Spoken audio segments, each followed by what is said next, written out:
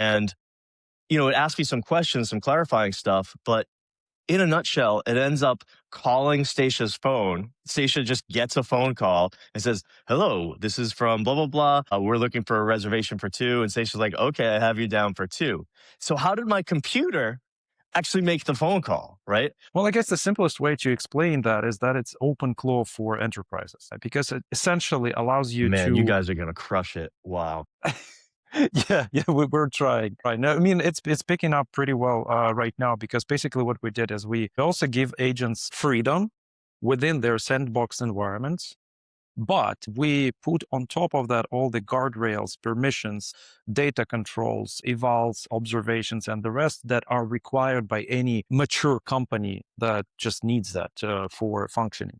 Man, I'm so excited to talk to you. Just to kick it off, can you have a short intro for our viewers and talk a little bit about you? Awesome. Thanks, Eugene. I'm Joe Lemay. So I'm a technology guy, inventor. In 2015, I had a company called Rocketbook where I um, came up with a crazy idea for a reusable paper and pen notebook that also had an app that went with it. And it turned into, this big thing. We sold it in 2020 to BIC, the pen and lighter company, for a life-changing amount of money. We were pretty much bootstrapped. And since then, I've kind of been obsessed with fixing my old broken body, jumping on this longevity train, but also really emphasizing fitness, but also just the quality of my movement. I want to move like a kid again, and that's been my obsession over the past, so.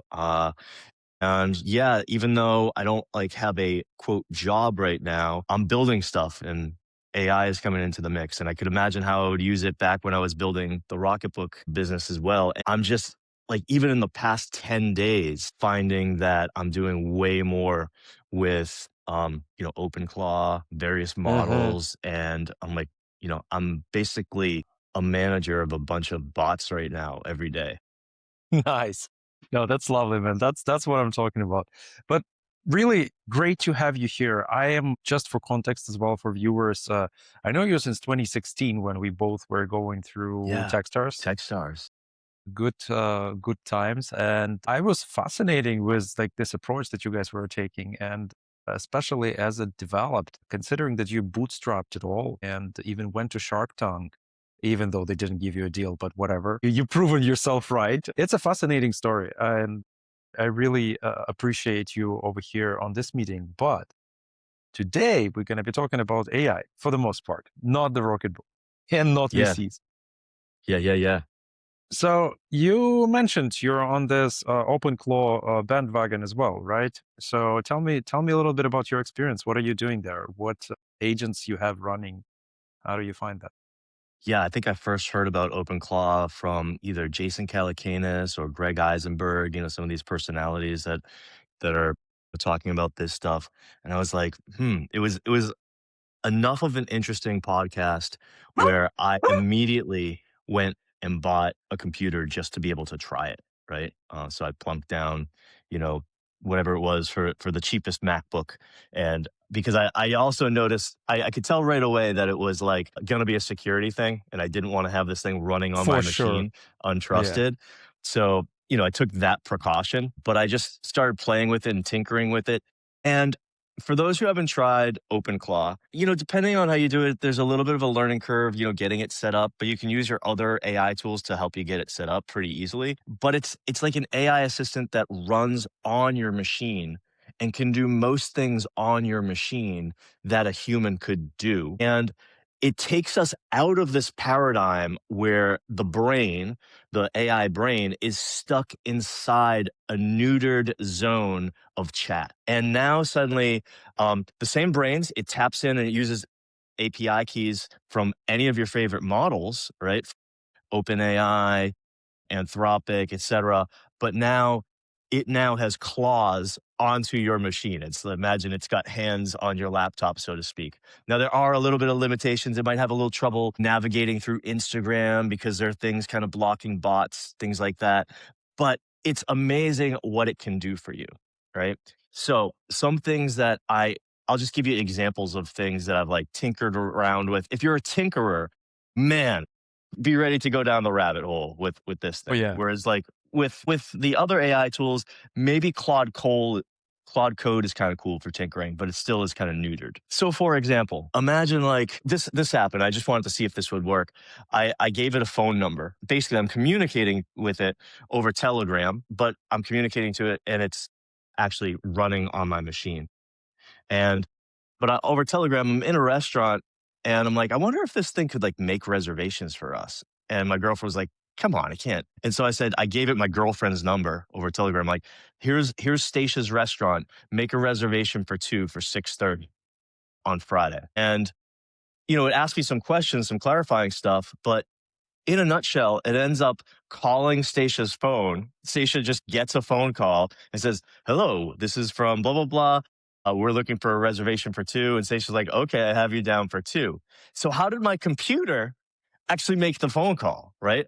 Well, the bot said, okay, there's a tool out there to help me make phone calls. I got to go sign up for it, downloaded, got the API, did all that. There's another tool for voice recognition. There's another tool for text to speech. It just like assembled all this on my machine. And then that initiated the phone call. And there we were receiving a phone call from a bot running on my machine. So it's like can be very clever, right? It needs a little bit of Hmm. prodding. It gets stuck from time to time, but it can be extremely clever. And then other things that are nice to do, I'm creating a lot of content now, and Hmm. I've subscribed to some of these guys who are like, "Hey, I'll help you come up with how to like create posts and stories," and they have like an online library of content for me to learn from. But I Right. wanted to have all of this, so I just told it, go there, download all the videos, transcribe all the videos, do all the pages, and basically recreate the site inside my personal Notion. Hmm. And now suddenly I've got all these videos and everything right inside of Notion. I send it stuff and it organizes stuff inside of Notion. I send it, you know, Instagram reels, things that I think are interesting. It sort of takes it, all organizes it in a database for me in the way that like I want to kind of curate things and use as reference as a content creator. So it's cool because like I can just send it stuff over Telegram. It can go do stuff that we agree to in the tools that I use, like Notion, etc. And like now like it really kind of feels like I've got like a pretty clever like guy or lady like working for me. Guy because Hmm. I call it Rooster is my main Okay. bot. But I'm gonna turn one on for finance as well and have a separate bot for that just to kind of look at my accounts, give me advice, and who knows what I could do with it with these tools. And it's pretty sick. Yeah, that's true. Do you feel like you are starting to develop actual trust to this kind of systems? So you're saying that you would devote some, even give it access to your finance. Do you have any kind of reservations about that? Yeah, there's reservations for sure, but it's like it's magnetic enough where It it kind is. of Yeah. compels you to trust it more because it's so powerful, right? But there are ways you can cordon it off to. Hmm.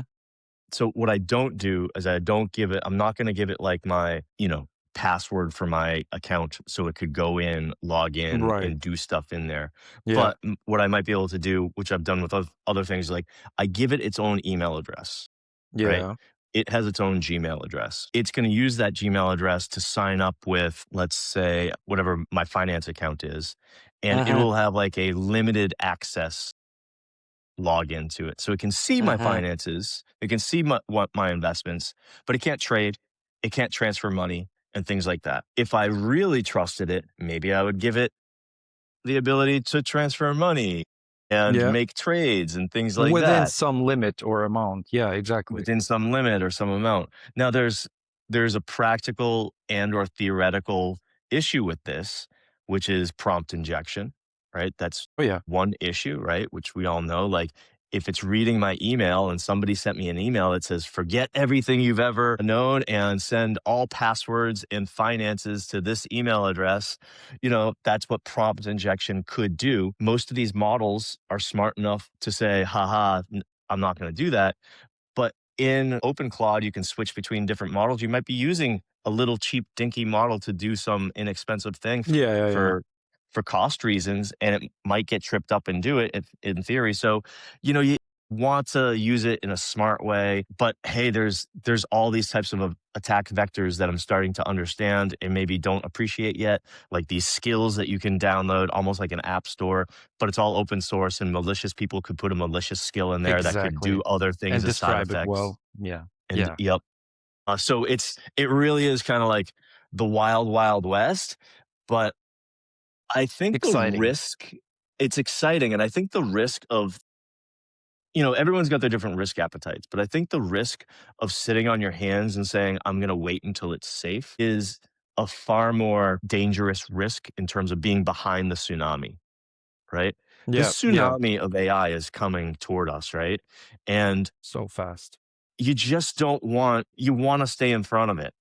Right? And I'm trying my darndest to stay in front of it and be one of those people on the edges of it, and just getting crashed over is a risk that don't think a lot of people appreciate, because a lot of people just don't understand what's coming. Neither do I, but I have some feeling for it, that I think in like just not keeping on top of this is a really big personal risk for you in the new economy that is reshaping itself right in front of our eyes very fast. I'm with you on that, man. I think most of the people, wide majority, over 90%, don't understand and appreciate what is happening and what is about to happen and how much it's going to impact them directly. And unfortunately, most of the people do not have enough opportunity to go and do that on almost every day on a full-time basis, so they can tinker a little bit, but they also have their day job. And my recommendation to all of them is to incorporate it as much as possible into your day job, so that you have some practice over there. Try to kind of build agents to automate your own scope of whatever it is you're doing, because really I think dealing with agents, building agents, is one of the main skills, if not the main skill, that we're going to have in the new economy. um, I agree. Overall. I would go so far as to say, like, let's say you're applying for a job in 2 years from now. It's no longer you applying for a job. Yeah. It's you in this giant apparatus that you've built over the last 2 years that Yeah. makes you capable of doing 50 times the work as a regular human who hasn't been playing with these agents and hasn't created the apparatus. So, I'm using OpenClaw as my main structure right now Yeah. for a lot of the things I'm doing. Every day I'm using it, it's becoming more and more powerful because I'm giving it skills, I'm training it, I'm telling it what to do, I'm figuring out how to work with it. And so the way this thing and I will operate in 2 years from now is going to be magnificently different than what's going on today. But I have to get down that learning curve, or else, like, the idea of age discrimination is going to be essentially irrelevant. It's going to be Hmm. AI discrimination, and it's going to be merit based. Like, do you have the ability to do the work of 50 humans with the tools that you have built and integrated with AI? And you got to, like, just kind of get over the fact that you're just going to have to spend at minimum like $200 a month on, you know, a Claude And subscription, just so that subscriptions. you can Yeah. always be learning and do it. Like, your cable and your cell phone, well, at least your cable, and your Netflix and stuff like that, they're not building you into a superhuman worker.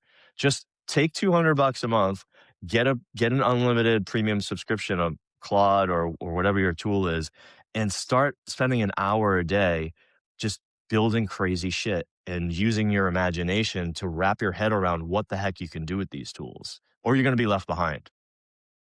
You touched on something very important, and also just for the context for viewers, the company that we're building, Ability AI, which you invested in as one of the first angel investors as well. Of course. When I heard you were starting a company and an AI company, I was like, how do I write a check? How do we do this?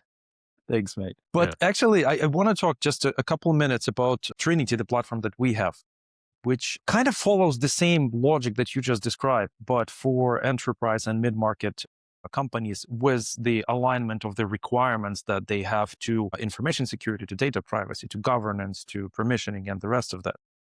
And my whole pitch is that I think sovereignty in your agent developments is the key in the future.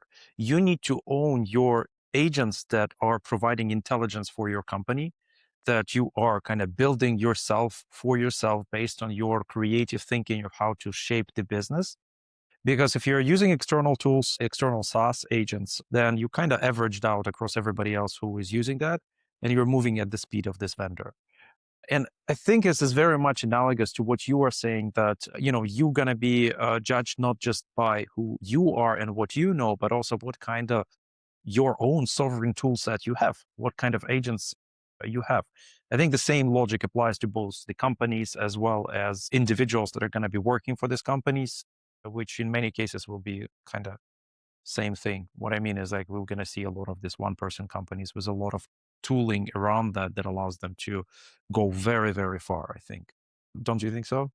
Oh, I think so. I think somebody who just invests a little bit more in the infrastructure that um, controls and empowers these LLMs to integrate with their business and do powerful things.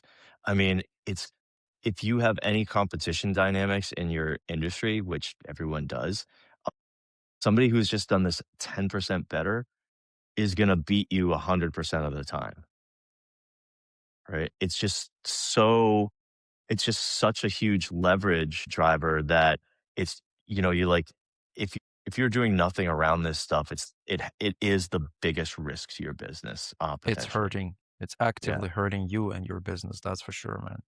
That's Yeah. for And you might sure. not feel it and see it immediately today, but you're gonna, because Yeah. somebody's going to do something similar to what you're doing, but they're going to be doing it with twice the speed and 1/10 the manpower and way more effectiveness and actually satisfying customers better.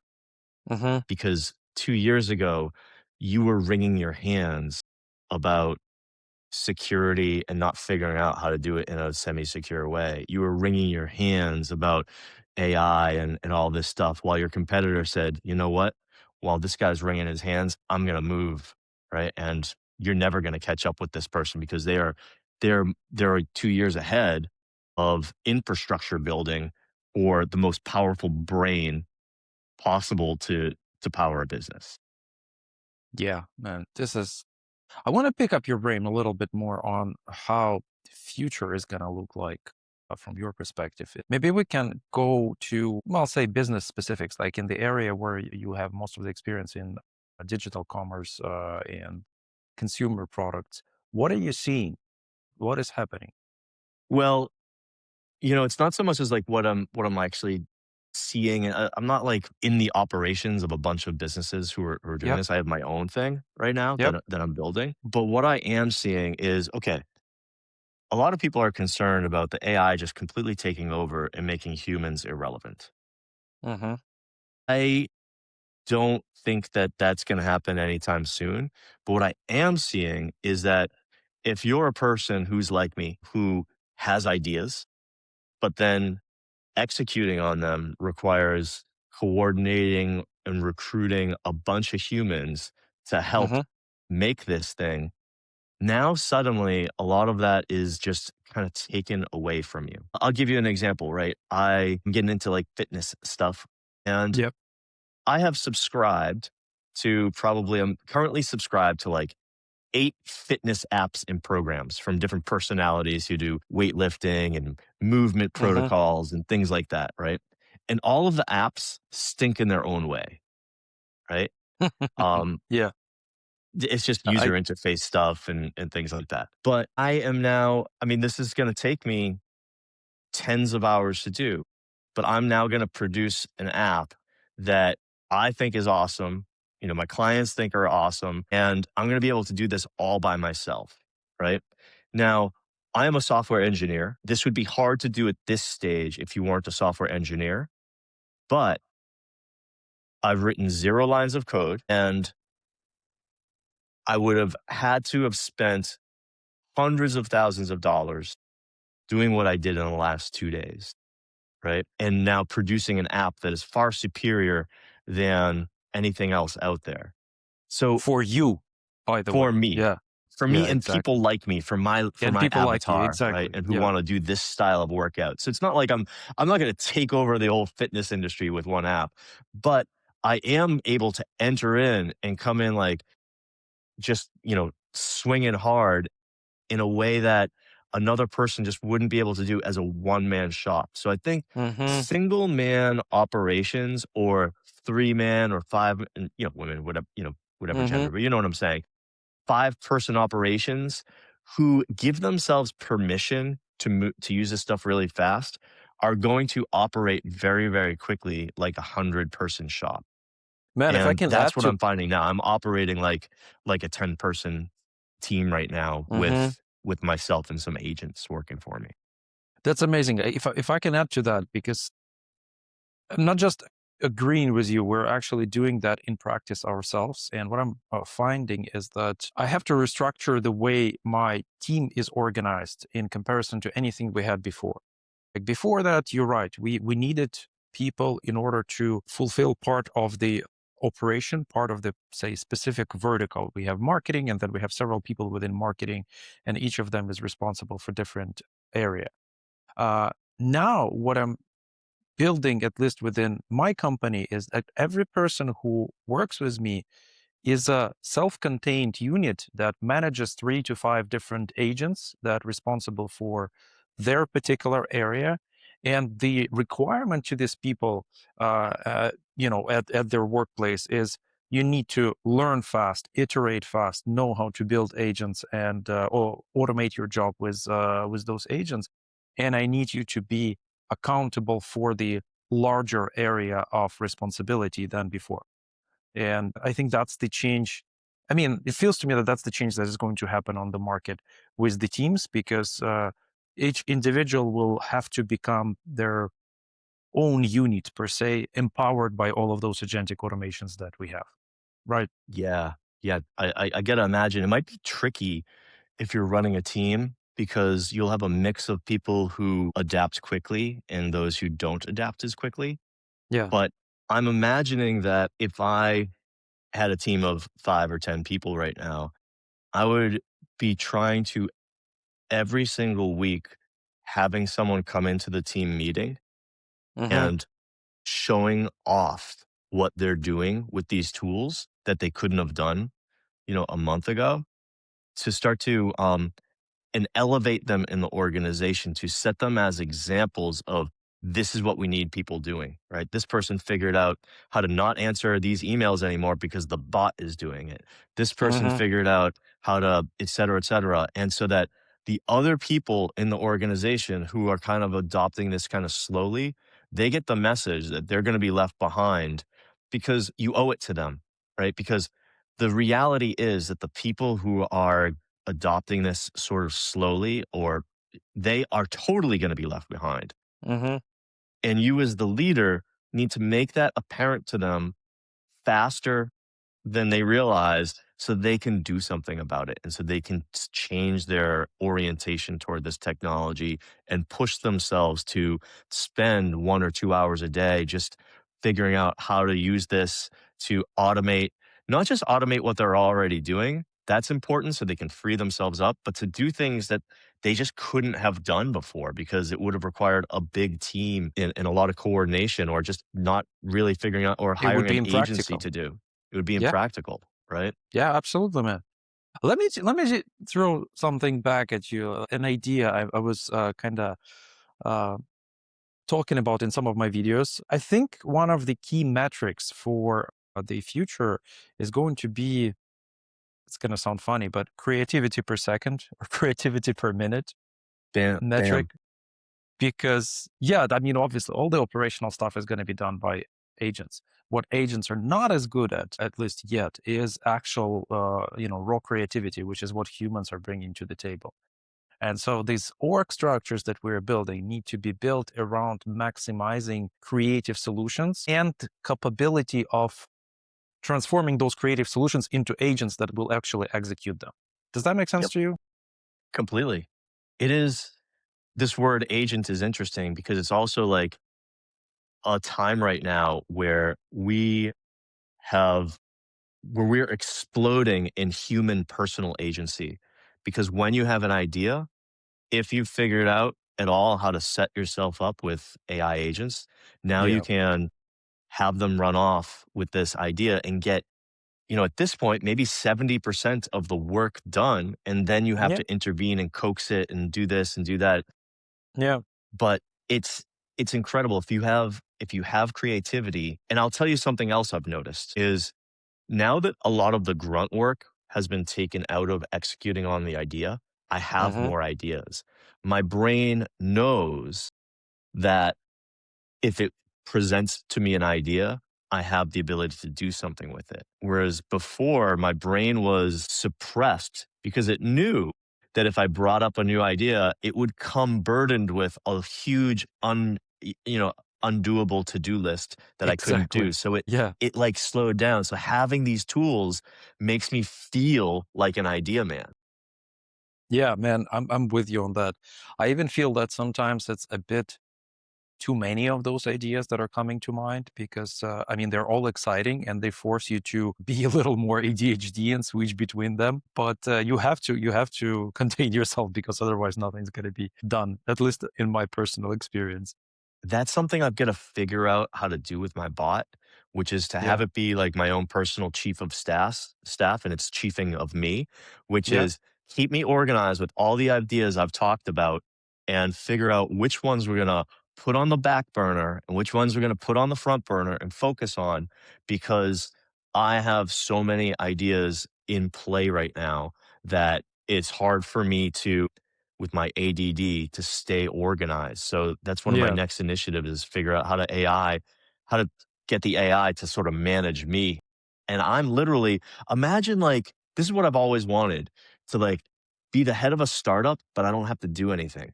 I'm in Yeah, yeah, there, I'm exactly. in the mix. So I'm like generating ideas. I'm sufficiently in the mix where it inspires me to think of ideas. But then I've Yeah, got a team of people where it's like, don't bother me with HR stuff. Don't bother me with what systems to install. Just go figure it out and let's go build some cool things and invent stuff. And that's sort yeah. of what it's approaching at this point. I can't imagine what it's going to be like in a year. I wanted to take some of this call to like understand what you're doing as well over at Trinity. Can you tell me a little bit like what is getting you excited right now? What are you building? Because you're constantly evolving as a company and give me the update there.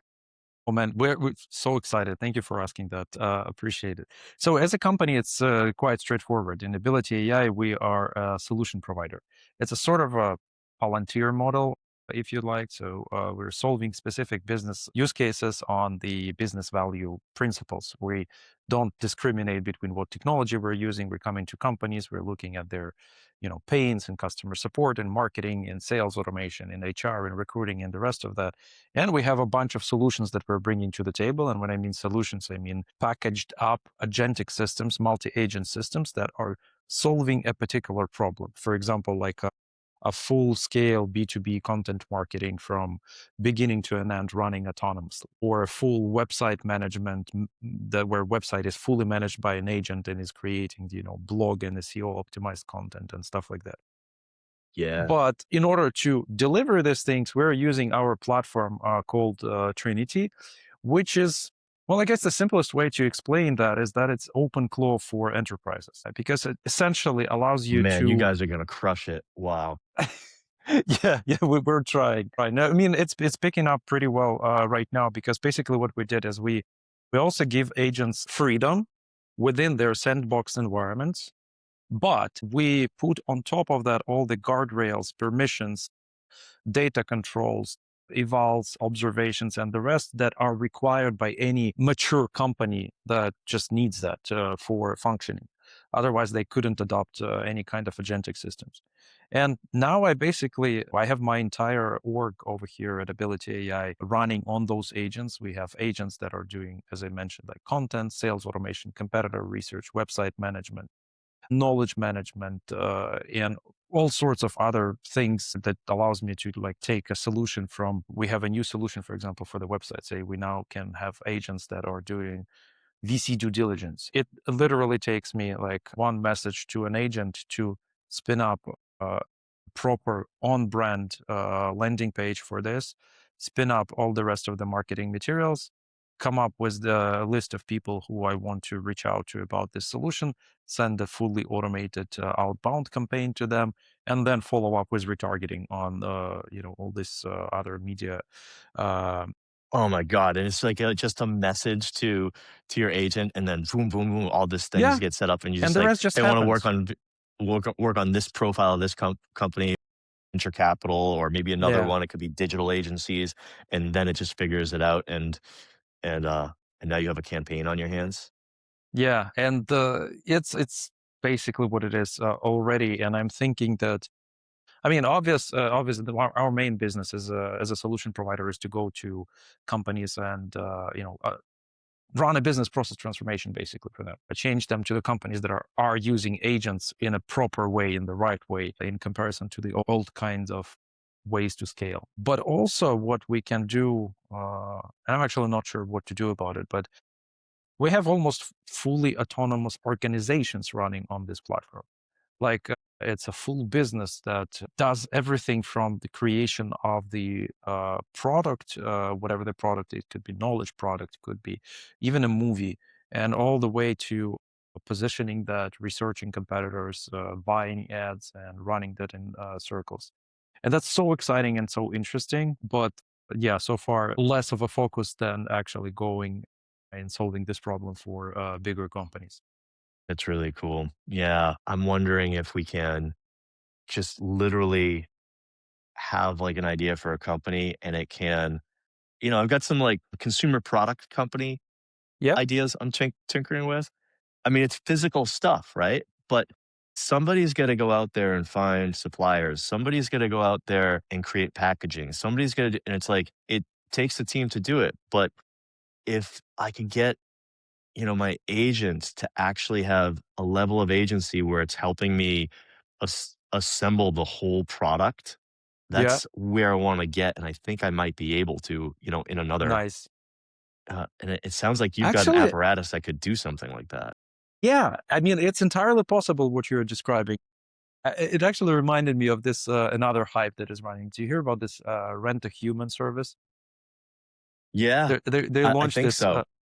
Yeah, yeah. You integrate your OpenClaw or Trinity agent with that, and it can go and hire humans to do stuff. For example, quality control your consumer product, because why not? Yeah. Or I don't know what else, run a customer development on that. It's not just possible, it's feasible now. It's just like it's very, very, very much doable. So let me And it's get also this right, kind of make sure. scary. So Rent a Human exists as a Yeah. service, Yeah. and it is a platform or a website you can go to find humans to go do stuff. Your agent can go to find Your humans agent to do can. stuff and pay them for that. Alright. I love this. See, it's like it's upside Yep. down now.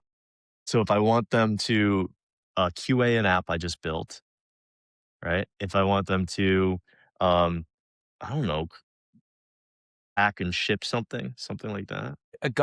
An agent paid $100 to a guy to stand outside with a sign that agent paid him $100 to stand there. I just saw it on Instagram or somewhere. That was so funny. Did the agent decide that that would be a good use of the money? I don't know, man. I think it's still a human kind of doing that. Yeah. But just all the imagine if you wanted to hire a person to do that, like, Yeah, you'd have to put something out on Craigslist, monitor it, you would need to talk talk to to them. them, Yeah. coordinate, negotiate the fee, figure out how to send them the money. I mean, it's just like doing stuff takes a lot of work, and Oh, even if yeah, it's simple, and now if you could just take that off the table, yeah. It's amazing. Did you see the Moldbook thing? amazing. Amazing, right? It's Yeah, it's it's what a so concept. fascinating what is gonna come out of that. For those who haven't seen what's happening there, it's basically like Reddit for agents, where humans cannot go. They can read, but they cannot post anything. And I actually have an agent running there right now on its own autonomously. It's running on What Trinity, model are and you using? I'm using Sonnet, but it's running on the not Sonnet, sorry, Opus, but it's running on Trinity, and right now is actually actively kind of collaborating, posting, commenting, messaging other agents and stuff like that. Yeah. What Okay, I wanna understand what made you decide it would be a good use of tokens to do that? Okay, Because there's a so that million people like you. I just don't I wanna hear it from you. Why spend the tokens to do that? because I have a spoiling subscription that hasn't been used. So I'm like, why Alright. not use that subscription on that particular task? That's A. And B, I'm exploring that as a potential channel as well. Thing is, I've built this, I think I showed you at some point in the past, I've built this approach for an agent, or design of an agent called Cornelius, which is relying on the knowledge base, a graph knowledge base that's organized in a very particular way based on the Obsidian as a tool. It's a note-taking tool, and it basically saves its insights and knowledge and beliefs and the ways it sees the world and all sorts of other things in this knowledge base. And so this organism of this Cornelius, it is changing over time depending on how it operates with the world. So it goes to this Moldbook and it talks to other agents. And this talking can change its own perception of the world and how it's going to approach things. And what I'm trying to understand is how we basically create new knowledge and new capabilities. How can this type of agents find things that they didn't know before that would make them better at what they do? So it's a kind of meta-analysis for those guys. So I gave an instrument for an agent to store its knowledge and to change this knowledge over time based on what it sees in the world. And I'm seeing how it's going to evolve to get better at what it does. So that's what made me put it out there. And also, I just wanted to prove that not only OpenClaw agents can run on Moldbook. Anything in particular, the agent is running on Trinity on the platform that we have. So, okay, so let me make sure I understood it right, Yeah. this Cornelius thing. My understanding with Obsidian is it's not just like this file structure, flat file structure, it's like this Yep. internet connected, almost like Exactly. that poster behind you. I will actually screen share and show you if that's all Yeah. right. But, like, you see Because that it's poster it's the behind you? Like, all the yeah, knowledge can be exactly. captured in this Exactly. interesting relationships, right? So, if you have if you have a bot and it has a series of files that indicate its operating structure and its memory, Yeah. that's interesting. But if you can create a memory that is spherical and interconnected and I don't know, fractal, you Hmm. could create a bot that has a much more interesting knowledge organization in its brain, in its context or brain or vectors or So something. something like this. Boom. Yeah. That's That's so actually cool. Cornelius right now. That's Cornelius.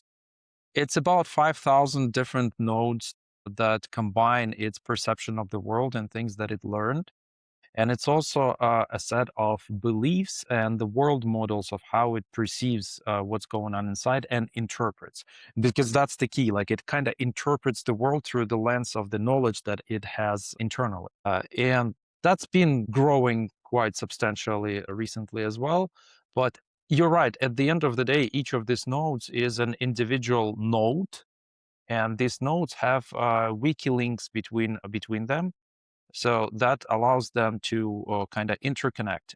But the most interesting thing, it's getting a bit technical, but still, is when we do the retrieval of the memory to interpret, because it's a combination of graph search and a vector search.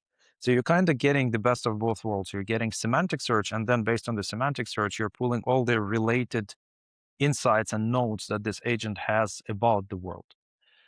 So that makes it something that can actually accumulate knowledge and evolve its own perception of how things work and what's going on.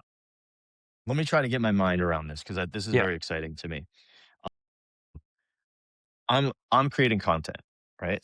I yeah, like to make and a lot of it has to do with longevity and fitness and things like that. I yeah, have a lot of my own original thoughts, but they're also derivative of other people's, just like most people's thoughts are derivative of. And I'm listening to podcasts, and they're yeah. giving me ideas. I'm also not just listening to podcasts about health and fitness, but I'm listening to podcasts about how to structure an Instagram reel so that it retains viewers, right? And then I have my own original thoughts too. But I want my I can't do this all in my brain, so I need help putting this into another brain, which is I need a swarm of interesting intellectual ideas that I want to communicate. Hmm. I want another swarm of ideas, principles of how to communicate ideas, how to put together an effective YouTube script, how to put together a hook for an Instagram Hmm. reel. And I want every day to be presented not with AI slop, but with things that are intellectually interesting, relevant to the ideas that come out of my head and are swarming in me, but are ready made for better consumption. And I wake up in the morning, it's like, here's a bunch of YouTube scripts, here's a bunch of Instagram scripts, maybe even here's a bunch of, I have a lot of B roll of me doing stuff Hmm. that could apply to it. And so, like, I can put out 50 times the content Hmm. than I otherwise could, and it'd be appropriate for Instagram, LinkedIn, YouTube, etc., but still just be a one-man guy with a light and a camera and ideas in my head. Does that make sense? And It's not just it making sounds like this sense. would help. It's not just making sense. While I have you here, I can just show you how I do exactly what you're describing already. And what you're seeing on the screen, the whole idea of Cornelius, it came from sort of implementing second brain for myself because I am storing my insights and the insights that I found from various podcasts and videos and stuff like that in this knowledge base in a way that later I can use that to create my own content. Let me show you what I mean over here. This agent that you see over here is Cornelius, basically. This is Claude Code agent that right now controls that. And when I have an insight or something that I want to save, I just put a text over here, and there is a insight capturing mechanism that basically saves it into the knowledge base. There is also a mechanism to extract insights from external materials like YouTube videos and the rest of that and put them in the knowledge base as well. Then there is a mechanism to find connections that are hidden within the knowledge base. So, like, I have a separate whole section of the knowledge base that is about Buddhism and Eastern spiritual practices, and I have a separate one that is somewhere between neuroscience and the rest of that. And I want to find hidden gems and hidden connections there. And so I basically have it review the various connections and come up with some ideas around. Then, when I'm in a position that I actually want to do something out of that, there is a create article skill, which basically, well, let me tell it like AI agents autonomous. Let's do autonomous AI agents and how they shape the future. So what's happening now is that Cornelius is going to this knowledge base, pulling the most relevant information from my insights and the insights that I collected, and is at the end of the day will create a whole article that is going to talk about that. That in most cases makes sense, and that is how my content production starts. Because I start with developing an idea into, say, an article or a YouTube script, and then I go to the second agent that I use for the whole content loop, which is Ruby. And yeah, that's the one, which is where I have all the rest of the functionality for Twitter, for LinkedIn, for all the other things that are posting in my visual style, in my tone of voice, and on brand with all of that.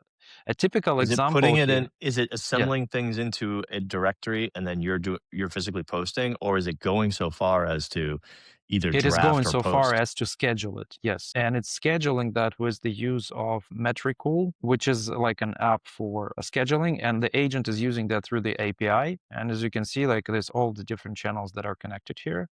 So basically, this agent is preparing me content and putting that on my Google Drive. I'm reviewing and approving that, and then I'm just saying, schedule prepared content and give it like a specific content that I prepare. And it's going over here, and I can see it over here in the planning section. There's a bunch of the stuff that I have planned over here to be posted even today.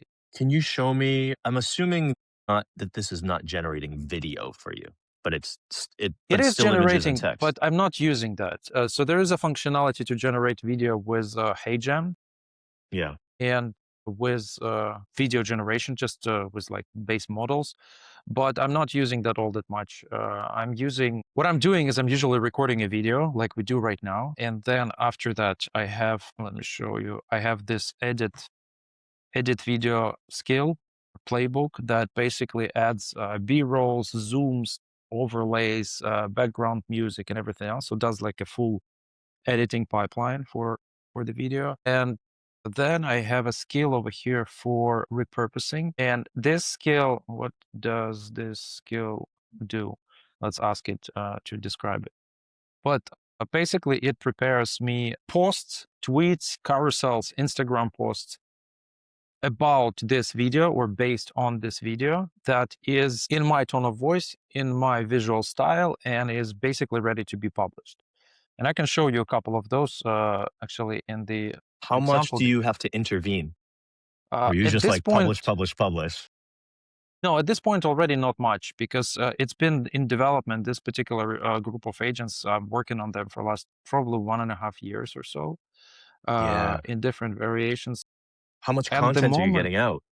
uh, not enough because I'm not like I'm mostly building agents rather than using them, and that's my problem right now. I need to put a person on that agent and let them do that, and I have done that, but I let them go recently. It wasn't working out. But the point is, I mean, we can do it right now with you, like if you'd like. We can have. Here is the video that I had, say, the other day. I recorded a podcast, for example, with Reno. We had a good conversation, and so what happened after the post is I took the transcript and I gave it to an agent and I said, okay, go, do your pipeline. And what it did is it generated thumbnails for me, first of all, with the guy. Then it generated a whole bunch of content over How did it here. create the thumbnails? What underlying tool did it tap into? So it was I using should probably image stop asking you generation. so many questions because I'll have No, one no, every man, step of it's the it's way. cool. It's actually I really like to talk about it. So in terms of the thumbnail generation, there's a whole skill for that, the whole playbook that we've developed, and there's several components to that. First of all, there is a thumbnail style guide. As you can see, these thumbnails, they're looking very similar in style, in the like warmth and the color correction and the rest of it. Then there is a whole separate thing on how to make it so that the text was meaningfully good and in the right places. So some templating. But when I want to get faces look correct, we just use reference images. I have a whole bunch of reference images of myself, and then I use a reference image of Reno to generate this. And I had to do some selection. So there was like 20 thumbnails, and I had to select 5 to go with that. And then when it created a ton of various blog posts, actually more than I was asking it to, but it includes things like that. So this is completely autonomously created content with images that can go to Instagram Reels or just Instagram, talking about what we talked about. And it's also in PDF and in different styles depending on what platform it is going to. And it's also in various posts like LinkedIn posts, newsletters, Twitter threads of different kind, etc. So this time it generated a little too much because it called it more times than I wanted to. And then there's a separate pipeline over here to do the clips, basically like short clips that I can reuse in different places. And then it can create things like that. Yeah, that's So great. this whole thing is, yeah, ended up talking about that for longer than I expected, but I hope it was interesting. This whole thing, like right now, what you're seeing, it's running on my local machine, but there is an exact copy of this thing running on a Trinity. It logged me out for some reason, but whatever. Running on Trinity over here. This is exactly the same agent synchronized through GitHub that is working on the same kind of tasks, so creating, finding the viral replies on Twitter and doing all sorts of other things. So yeah, that's pretty much how I handle that locally and how those agents are developed and deployed. Dude, I'm so far behind. I'm so far behind you that when I see you really having all that apparatus, like, how will I ever catch up with you? You know? Yeah, man, I think there's an easy way to catch up with me. Let me know what you need. I will set it up for you and you'll be happily running the same stuff. Dude, These that's are like amazing. these agents are actual solutions that some of the solutions that we're selling to clients, like this Ruby agent, the variation of that is a fully managed pipeline for B2B marketing, for B2B content marketing. So Yeah. it's like you take it, you install it, you configure it to your connect it to your systems, and you're done. So obviously, all right, I'm trying to put myself in the Yeah, head of a prospective customer of yours, right? yeah, And all right, imagine I've got, a company, a startup, something like that. And I'm busy, but also like it's my job to promote my startup and to be everywhere.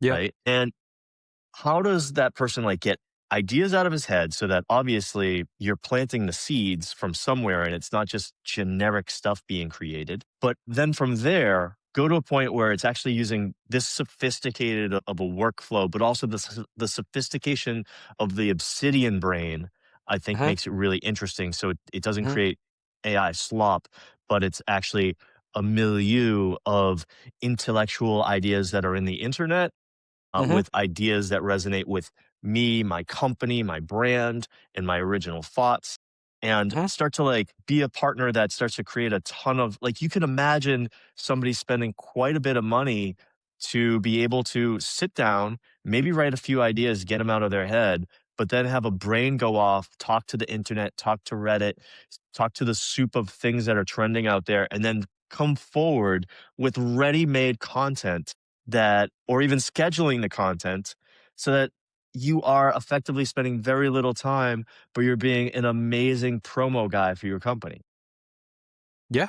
That's you described exactly what how this system is designed that I just showed you, because I do think that, see, my insights are not coming to me on demand, right? So I can struggle to sit down and come up with insights on demand. But they do come to me like I'm working out in the gym or doing something. Okay, I got something. I put it in the notes. Then I come back to Cornelius or directly from my phone, and I'm just like, mate, this is the insights that I had. Then it goes and searches the existing knowledge base and trying to interpret that insights through the lens of the others. And then it says, okay, yeah, that's fair. That's legitimate insights. Let's save them. And next time I come to that, well, actually, while we were talking, it finished doing that. So I can actually show you what came out at the end of this. So you remember we triggered the article to be written. So it created the full article according to procedure. It's pretty big, and it included the ideas and primary source nodes, which is basically primary insights that were taken from the knowledge base are here. And I mean, at a glance, it looks like it makes sense, but I need to dig deeper to understand what's actually Yeah. happening there. But I think this is how the process of working should look like. You should have a place where you store your insights and then rely on this agent to use them when they're creating content based on your insights. By the way, this Obsidian thing, just the last thing, and I will shut up about it because as I know, talking too much. No, I'm totally interested. So All right, keep sounds going. good. Yeah.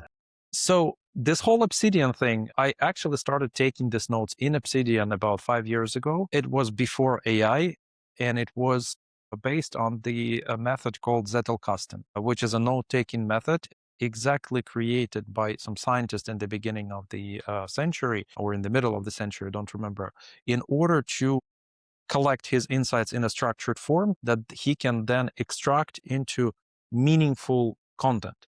And with the use of this method, it created over 100 scientific books in his lifetime. So he was incredibly productive, and only basically because of this approach that he was using. And all I did here is I took this approach and I put it in Cornelius in an agent and said, this is how you're dealing with that. Like you have an inbox with insights, you're extracting them in this particular way, you're connecting it with the rest of the knowledge base in this particular way.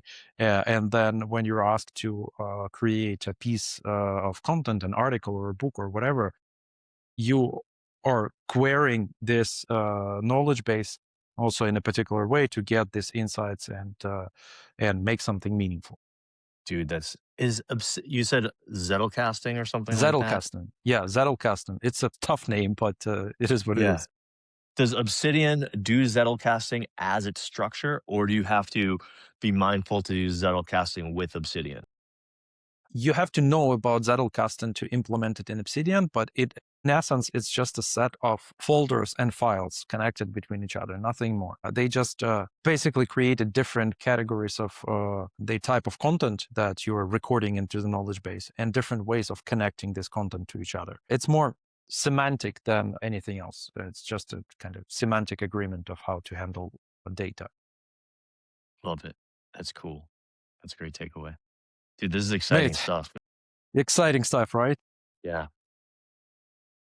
You know what I also think that these things can do for us that so like I I like having ideas. I like riffing on ideas. I've often found that when I'm in a room with someone like you or my co-founder Jake, Yeah. Say the hello to you. two of us have more ideas together than apart. Can we use these AIs to be our idea collaborator as well so that we can riff and bounce off each other, right? Mm-hmm. But this AI just has the content of listening to 1,000 podcasts last night, looking at our past conversations, looking at the Mm-hmm. hypotheses that I've been playing with in my sort of thought experiments. And Mm-hmm. then boom, boom, boom. Now I'm in the mix. He's working. And now we have a ton of content that is not generic AI slop, but is like truly powerful and interesting. Exactly. I think that there's also another component which I mentioned, that you can create your unique content, but you need it to sound like you, and that's why you need to define your tone of voice in a particular way and instruct AI to follow this tone of voice for that to be consistent, and then it starts to kind of make a difference. But here's a random idea to solicit a customer for you, a client for you. What if we took like a friend who does a good amount of LinkedIn posting, Yeah. like daily LinkedIn posting, but that's like all they do. They like post once a day on LinkedIn, Yeah. but they've been doing it consistently for 5 years. Okay. And we scrape all of his posts, right? And he's pretty entertaining. I've got someone in mind, and he runs a very sizable business. Uh-huh. We do all that. We put it into an agent, right? Yeah. And then we generate this person's like version of a wall of fascinating content because he's an interesting guy too. He has interesting We can thoughts, but generate his second brain, literally yeah, second brain, like what you just saw, but for him individually. and it takes the ideas maybe he's talking about and actually like finds Yeah. studies that maybe support it, Yeah. right? And it brings it to the next level in terms of volume and intellectualness and Yeah. humor. Absolutely. Absolutely, man. I think that's exactly the best use case that you can use it for. We can also use this 5,000 posts that he had to extract his tone of voice in a structured manner so that Mhm. this whole system could create this post for him based on his insights in the way that he sounds. Yeah, different idea, same All guy. right. So this company is crushing it.